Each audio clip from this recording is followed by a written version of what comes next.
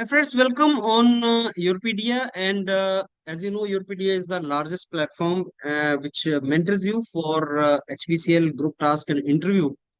And before I go forward and tell you the group task, I mean, there are 15 group tasks which HPCL is asking in 2024. So before I go forward, let me tell you that there's a dedicated WhatsApp group of the students who are aspiring to join HPCL, जिन्होंने HPCL का exam दिया है और अब अपना group task pi वगैरह का preparation कर रहे हैं। उनका एक डेडिकेटेड व्हाट्सएप ग्रुप बनाया है यूरोपीडिया ने, जहाँ पे यूरोपीडिया के मेंटर्स उनको फ्री कंटेंट वगैरह, ग्रुप टास्क, उनका सॉल्यूशंस वगैरह प्रोवाइड करते हैं। जो मैं आपको ग्रुप टास्क करवा रहा हूँ, ऐसे जितने भी ग्रुप टास्क हैं एचपीसीएल के इम्पोर्टेंट, उनका solution, group task, HR questions, उनके solutions and many other things are being shared in that WhatsApp group.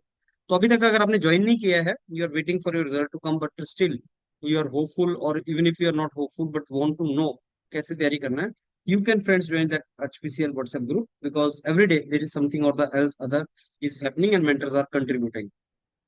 Okay, उसका लिंक आपको नीचे इस मेरे वीडियो में कहीं ना कहीं मिल जाएगा, आप उसको ज्वाइन कर लें।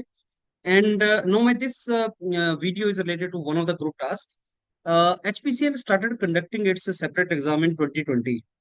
2020 में पहली बार इन्होंने एग्जाम कंडक्ट किया अपना अलग से, अदर देन गेट। 20, 21, 22 ये 3 साल तक जो ग्रुप टास्क थे, वो एक टाइप के ग्रुप टास्क थे, और वो सारे ग्रुप टास्क और उनका सोल्यूशन यूरोपीडिया पे पड़ा हुआ है। 2023 में last last year they change that particular दो टास्क, दे चेंज्ड। और 2 बार उन्होंने 2024 फरवरी में भी 2024 फरवरी में इंटरव्यू हुए, और 2024 फरवरी में जितने भी ग्रुप टास्क एचपीसीएल ने पूछे, उन सब ग्रुप टास्क का सोल्यूशन, डिटेल सोल्यूशन यूरोपीडिया ने बनाया और स्टूडेंट्स का शेयर किया। आज मैं एक ग्रुप टास्क, वही ग्रुप टास्क जो 2024 फरवरी में एचपीसीएल ने करवाया था, तो वो आपके साथ शेयर करूंगा। एचपीसीएल जब अपना एग्जाम कंडक्ट करता है, and the kind of group task they ask, and campus placement में ग्रुप टास्क में थोड़ा सा डिफरेंस होता है, तो कैंपस प्लेसमेंट के ग्रुप टास्क भी रेलिवेंट है हमारे लिए, so we will provide you that also. So friends, let me share my screen now with all of you, and I'll be discussing with you this group task today. So I'm sure आपको ये visible है मेरी screen, and इसमें HPCL का जो group task है 2024 फरवरी में जो पूछा गया था, वो ये था। इसका केस स्टडी मतलब वो जो आपको करना है, जो आपको बेसिकली सोल्यूशन उसने मांगा है, एट द एंड आपको ये सोल्यूशन देना है। टास्क बहुत लंबा होता है, 2-3 पेज का होता है, एंड यही रीजन भी है कि अगर आप पहले पढ़ के जाएंगे इनको, तो आप वहां पे इसका आंसर कर पाएंगे। अदरवाइज 3-4 पेज पढ़ना वहां पे डिफिकल्ट होता है, आपको ये पता नहीं चलेगा कि इंपॉर्टेंट चीज कौन सी है और कौन सी चीज पे मेरे को फोकस करना है। सो माई एडवाइस इज, इनका प्रिंट आउट लें आप, और ये सारे आपको टास्क व्हाट्सएप ग्रुप में मिल जाएंगे। इनका प्रिंट आउट आप लें, और वो प्रिंट आउट लेके आप अपने टेबल पे रखें और उनको गो थ्रू करें, सो दैट जब एचपीसीएल में आपको ये टास्क मिलेगा, you are in position to solve it. इस टास्क में, ये जो टास्क है वो है conflict between top management and labour. एक कंपनी है जिसकी टॉप मैनेजमेंट और लेबर में कन्फ्लिक्ट चल रहा है, उसके अलग अलग रीजन है, और वो रीजन उन्होंने डिटेल में यहाँ पे दिए हैं, तो उसका क्या सोल्यूशन हो सकता है। लेकिन ये टास्क में एक चीज नहीं है, इसमें बहुत सी चीजें उन्होंने पूछी हैं। एक, कि आपको जो लेबर कन्फ्लिक्ट है और मैनेजमेंट और लेबर के बीच में जो कन्फ्लिक्ट है, उसको कैसे दूर करना है। एक तो आपका टास्क ये है, और दूसरा लेबर कन्फ्लिक्ट से रिलेटेड टास्क, दूसरा टास्क ये है कि हमें मॉडर्नाइजेशन, कैसे कंपनी को मॉडर्नाइजेशन करना है, तो किस तरीके से उसको कंपनी को मॉडर्नाइज कर सकते हैं। और तीसरा ये है कि हमें अपना जो कंपनी है उसको बहुत एफिशिएंट तरीके से चलाना है, तो उसके क्या एफिशिएंट तरीके से चलाने के क्या पॉइंट्स हो सकते हैं, कैसे हम उनको कर सकते हैं। जैसे मैं एग्जांपल देता हूँ कि आईओटी होता है, इंटरनेट ऑफ थिंग्स होता है, वो एक टेक्नोलॉजी है, और टेक्नोलॉजी के थ्रू हम एफिशिएंसी बढ़ा सकते हैं, हम मॉडर्नाइजेशन कर सकते हैं कंपनी को। इंडस्ट्री 4.0 की हम बात करते हैं आज, तो इंडस्ट्री 4.0, आईओटी, ये कुछ ऐसी चीजें जिनसे हम कंपनी को मॉडर्नाइज कर सकते हैं, और जिनसे हम बेसिकली एफिशिएंसी को बढ़ा सकते हैं। ये टेक्नोलॉजीज हैं। लेबर कन्फ्लिक्ट्स मैनेजमेंट और लेबर कन्फ्लिक्ट्स को कैसे कम किया जा सकता है, वो ट्रांसपेरेंसी के थ्रू, ओपन कम्युनिकेशन के थ्रू किया जा सकता है, और उसमें भी टेक्नोलॉजी बहुत हेल्पफुल होगी। जितने भी ग्रुप टास्क हैं एचपीसीएल के, फ्रेंड्स हमेशा याद रखना, टेक्नोलॉजी एक बहुत इंपॉर्टेंट उसमें पॉइंट रहेगा। टेक्नोलॉजी के थ्रू तुम इन ग्रुप टास्क को सॉल्व कर सकते हो, टेक्नोलॉजी कहीं ना कहीं आप डाल सकते हो। अब चलते हैं आगे। सो ये जितना भी हमारे पास दे रखा है अभी ग्रुप टास्क, इसको पढ़ते हैं, और हमारे पास क्या टास्क दे रखा है, let's try to understand that task now. Okay, सो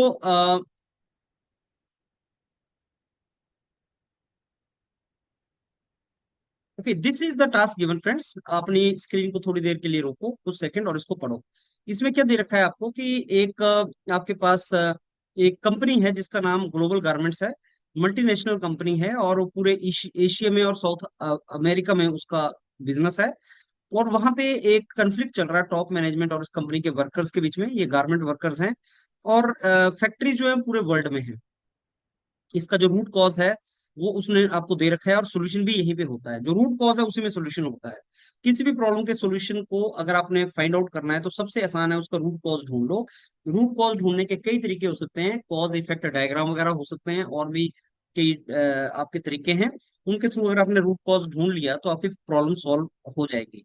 तो आपने यहाँ पे जो प्रॉब्लम उन्होंने सोल्यूशन प्रॉब्लम दे रखा है वही सोल्यूशन भी होता है, कि लॉन्ग वर्किंग आवर्स हैं जिससे फटीग हो जाएगा वर्कर्स को, और उनके वेजेस कम है। तो ऑब्वियसली वेजेस बढ़ाए जा सकते हैं और लॉन्ग वर्किंग आवर्स को कम किया जा सकता है, कंफर्टेबल उनको वर्किंग एनवायरनमेंट दिया जा सकता है। वो उसका सोल्यूशन होगा जो आपको बाद में देना है।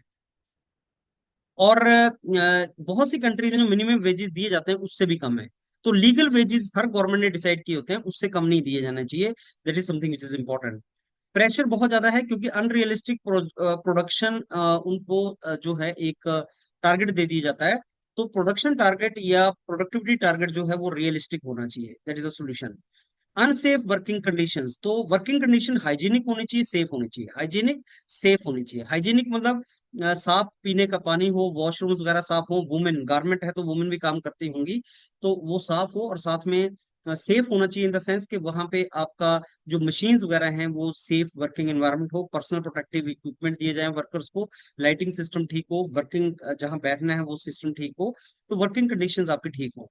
Proper ventilation, lighting, safe working measure हो, ये सारे के सारे उन्होंने बताया है। तो हेल्थ एंड सेफ्टी जो है वो प्राइम इंपॉर्टेंट होता है वर्कर्स का, you have to take care of that. ये जो कंपनी है ये basically aggressive anti union tactics के लिए जानी जाती है, मतलब यूनियन बनने नहीं देती वर्कर्स की।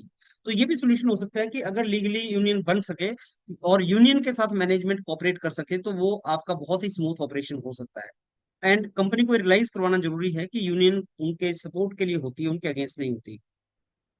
मैनेजमेंट जो है वो डराती है, इंटिमिडेट करती है वर्कर्स को, और जो यूनियन बनाने की ट्राई करते हैं या जो प्रोटेस्ट करते हैं। अब हुआ क्या, ये तो सारी प्रॉब्लम्स है, इस फैक्ट्रीज की प्रॉब्लम है, लेकिन इमीडिएटली क्या हुआ था कि एक फायर लग गई फैक्ट्री के अंदर, और फायर ट्रेजेडी हुई जिसके अंदर हजारों वर्कर्स की लाइफ चली गई। और इससे जो था वो कंपनी का सारा जो सेफ्टी पैरामीटर्स थे वो एक्सपोज हो गए। एंड कंफ्लिक्ट स्टार्ट हो गया, वर्कर ने प्रोटेस्ट करना स्टार्ट कर दिया और फैक्ट्रीज बंद हो गई। और वर्कर्स जो थे डिमांड करने लगे कि अच्छी वर्किंग एनवायरनमेंट हमें चाहिए। इंटरनेशनल कम्युनिटी उनकी सपोर्ट को आ गई, कंज्यूमर ह्यूमन राइट जो बॉडीज थी वो उनकी सपोर्ट को आ गई, मीडिया इनकी सपोर्ट को आ गया। तो इवेंचुअली जो एक फायर एपिसोड हुआ उससे कंपनी एक्सपोज हो गई और कंपनी के अगेंस्ट लोग स्टार्ट हो गए। तो क्या रीजन थे इसके सारे के सारे के वो हमने डिस्कस किया, और अब फिर हमने देखा कि क्या उसके कारण थे। कन्फ्लिक्ट कैसे कैसे चला, सबसे पहले तो इनिशियल रेजिस्टेंस किया, कंपनी ने रेजिस्ट करने का ट्राई किया, यूनियन को स्टॉप करने का ट्राई किया। फिर दूसरी स्टेज पे थोड़ा नेगोशिएशन हुआ, जब बहुत से लोग आ गए तो नेगोशिएशन और एग्रीमेंट्स की स्टेज चली। एग्रीमेंट बनाया गया क्योंकि बहुत सी कंट्रीज में कंट्रीज की गवर्नमेंट भी होती है, और सेफ्टी स्टैंडर्ड्स के ऊपर एग्रीमेंट हुए, लेकिन वो यूनिफॉर्म नहीं थे। प्रोटेस्ट अभी भी होती रही, और वर्कर्स क्योंकि एक मोमेंटम बन गया तो वर्कर्स ने प्रोटेस्ट अपना जारी रखा। और बहुत से जो कंपनी के कई फैक्ट्रीज थी उन्होंने जो एग्रीमेंट मान किए वो एग्रीमेंट माने नहीं, प्रेशर के अंदर उन्होंने एग्रीमेंट बना तो लिए लेकिन उनको बाद में पूरा नहीं किया, एग्री नहीं किया। तो प्रोटेस्ट होती रही। और इंडिपेंडेंट मॉनिटरिंग, गवर्नमेंट ने कई जगह पे इंडिपेंडेंट मॉनिटरिंग बॉडीज बनाई जो इंडिपेंडेंट मॉनिटर कर सकें कि क्या काम चल रहा है, कैसे चल कर रहे हैं। इंडिपेंडेंट मॉनिटरिंग हुआ, एग्रीमेंट का ही वो पार्ट था कि इंडिपेंडेंट मॉनिटरिंग बॉडी बनाई जाएगी जो देखेगी कि क्या फैक्ट्री ने वो काम कर दिए कि नहीं।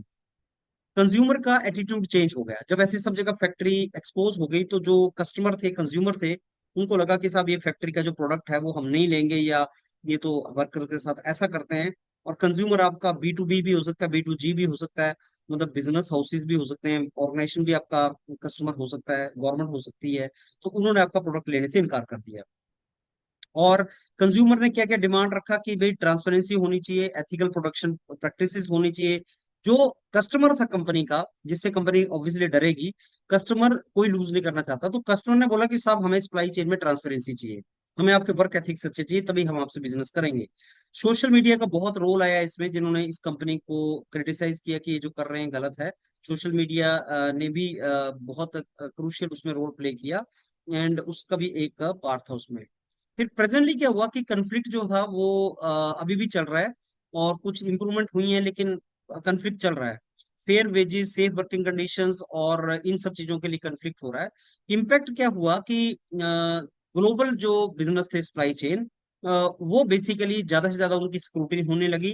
एथिकल बेसिकली कंसिडरेशंस थोड़ी बढ़ी, और इस कंपनी के ऊपर थोड़ा सा प्रेशर चल पड़ा। ये कुछ अपडेट हुआ।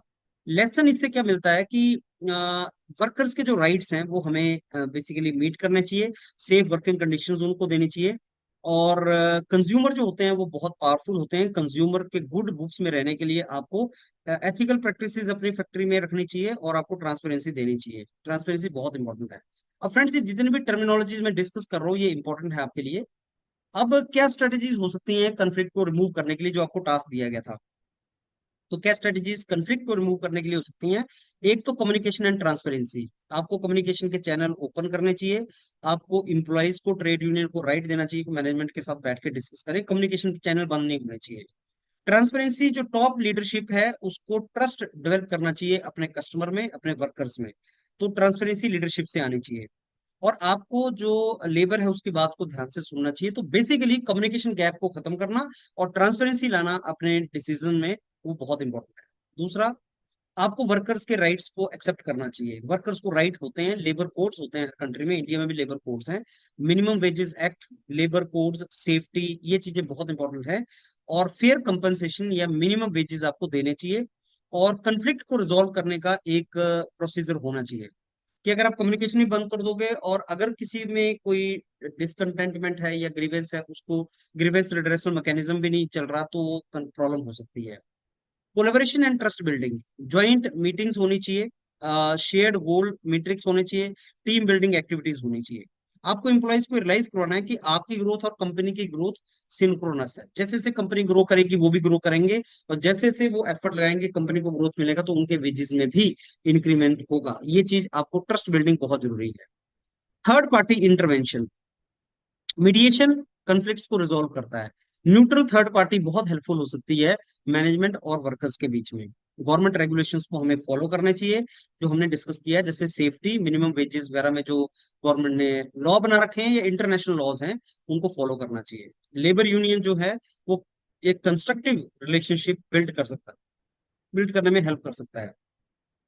इम्प्लॉय के वेल बीइंग पे फोकस करना चाहिए। ये माना गया है कि अगर इम्प्लॉयज के ऊपर, बड़ी बड़ी जितनी भी अच्छी कंपनीज हैं वो इम्प्लॉयज को बहुत अच्छा ट्रीट करती हैं। अगर इम्प्लॉयज के वेल बीइंग पे वो फोकस रखेंगी तो हमेशा बेनिफिट होता है। प्रॉफिट शेयरिंग का जरूर वर्कर्स को पता होना चाहिए कि बोनस मिलेगा अगर प्रॉफिट हुआ। कंपनी 500 करोड़ का प्रॉफिट हुआ या कंपनी को 1000 करोड़ का प्रॉफिट हुआ, तो वर्कर्स में वो बटेगा। कंटिन्यूअस इंप्रूवमेंट बहुत जरूरी है, जिसके लिए काइजन ग्रुप्स या क्वालिटी सर्कल्स बनाए जा सकते हैं। और रेगुलरली वो बेसिकली जो वर्कर्स हैं वो डिस्कस करें कि क्वालिटी कैसे वो बढ़ा सकते हैं। अब मॉडर्नाइजेशन ऑफ द कंपनी, आपको ध्यान होगा इसमें तीन टास्क थे। एक तो था कंफ्लिक्ट रिजॉल्व करना, जिसका मैंने आपको पॉइंट दिया है। एक था कैसे हम जो मॉडर्नाइजेशन बढ़ाएं और एफिशिएंसी बढ़ाएं। इन सब का जो सोल्यूशन है वो टेक्नोलॉजी में है। ऑटोमेशन करें, ऑटोमेट करें, जैसे मैंने इंडस्ट्री 4.0 आपको बताया, आईओटी बोला, वो सेम चीज है। आज हम स्मार्ट फैक्ट्रीज की बात करते हैं, स्मार्ट मैन्युफैक्चरिंग की बात करते हैं, जिसमें ऑटोमेटिक सब होता है। वेयर हाउसिंग मैनेजमेंट सिस्टम होता है। मटेरियल रिक्वायरमेंट प्लानिंग होता है, MRP. Enterprise resource planning, ERP software use करें आप। सारे के सारी चीज को ऑटोमेटिक करें। फैसिलिटी को अपग्रेड करें, इंफ्रास्ट्रक्चर को प्रमोट करें। आउटडेटेड मशीन्स को हटा के आप फास्ट मशीन्स, मास प्रोडक्शन के लिए अच्छी मशीन्स रखें। अच्छा इंफ्रास्ट्रक्चर रखाएं, स्किल एनहांस करें एम्प्लॉइज का। एर्गोनॉमिक्स होता है ह्यूमन फैक्टर इंजीनियरिंग। मैन और मशीन के बीच का जो रिलेशन है, बैठने का, उसकी कंफर्ट, उसकी सेफ्टी, वो एर्गोनॉमिक्स है। तो एर्गोनॉमिक्स पे फोकस करें। सस्टेनेबल प्रैक्टिस को फॉलो करें, energy efficient lighting system, waste reduction, वो सब चीज को फॉलो करें, क्योंकि उससे कंज्यूमर बेस आपका अच्छा बनता है, ट्रस्ट बनता है। प्रोसेस ऑप्टिमाइजेशन की जो प्रोसेसेस आप फॉलो करते हैं कंपनी के अंदर, उसमें आप जानते हैं सिक्स सिग्मा, जीरो एरर की बात करते हैं, टोटल क्वालिटी मैनेजमेंट की बात करते हैं, लीन मैन्युफैक्चरिंग की, वेस्टेज मिनिमाइजेशन की बात करते हैं, डाटा ड्रिवन डिसीजन मेकिंग को यूज करें आप डिसीजन लेने के लिए, इन्वेंट्री को मिनिमम करें। अगर आप डाटा साइंस यूज करेंगे, डिसीजन साइंस यूज करेंगे, तो आप अच्छी फोरकास्टिंग कर सकते हैं। अच्छी फोरकास्टिंग करेंगे तो इन्वेंट्री मिनिमम रखेंगे, या मे बी जीरो इन्वेंट्री पे जा सकें आप, जस्ट इन टाइम जिसको बोलते हैं। तो जीरो इन्वेंट्री होगा तो आपका डिसीज, आपका जो रिसोर्सेज है बचेंगे, वेस्टेज बचेगी। सप्लाई चेन को ऑप्टिमाइज करें। ये सारे आपके प्रोसेस ऑप्टिमाइजेशन है। तो आपको क्लासिफिकेशन फ्रेंड्स जरूर करना चाहिए कि मॉडर्नाइजेशन को हम अलग अलग कैटेगरीज में डिस्कस कर सकते हैं। Technology integration, facility upgradation, process optimisation and workforce skill enhancement. तो अगर वर्कर्स की स्किल एनहांस होगी, वो ट्रेन होंगे, तो ऑब्वियसली अच्छी मशीन, अच्छे स्किल्ड वर्कर, प्रोडक्शन रेट आपका बढ़ेगा। वर्कर्स को आप ट्रेन करें, उनको मोरल हाई रखें, उनको एम्पावर करें, उनको रिस्पॉन्सिबिलिटीज दें। ये चीज बहुत इंपॉर्टेंट है। कुछ फिर एडिशनल कंसिडरेशन जैसे सेफ्टी होता है, वर्क फ्रॉम होम दे दो कुछ वर्कर्स को, एफिशिएंसी बढ़ती है। तो ये सारी की सारी चीजें आप यहाँ पे कर सकते हैं। तो फ्रेंड्स, जैसा आपने देखा, ये बहुत ही इंपॉर्टेंट केस स्टडी है, और ऐसी 15 मेन केस स्टडीज और 15 ही सेकेंडरी केस स्टडीज, मेरे को लगता है अगर ऐसे 30 डॉक्यूमेंट आप कर लेंगे, I am very sure you will do really good in your upcoming HPCL interviews and group task. And आज जैसा आप जानते हैं कि HPCL का जो ग्रुप टास्क है, वो एलिमिनेटिंग होता है। 50% लोगों को ग्रुप टास्क में एलिमिनेट कर दिया जाता है। ये 15 ग्रुप टास्क जरूर गो थ्रू कर लेना, और फिर जैसे ही आपका रिजल्ट आएगा, आप योर पीडीए के मेंटर से आप प्रैक्टिस करना स्टार्ट कर दो। मेक श्योर हर ग्रुप टास्क का एक बार आपने प्रैक्टिस कर लिया हो।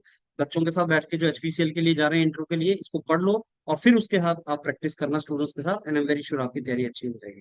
All the very best. ये पहला ग्रुप, ये बेसिकली एक ग्रुप टास्क था जो कन्फ्लिक्ट से रिलेटेड है। सब ग्रुप टास्क का वीडियो इसी तरीके से जैसे मैंने बनाया, आप इसको सुनना स्टार्ट करो and go through this. Thank you.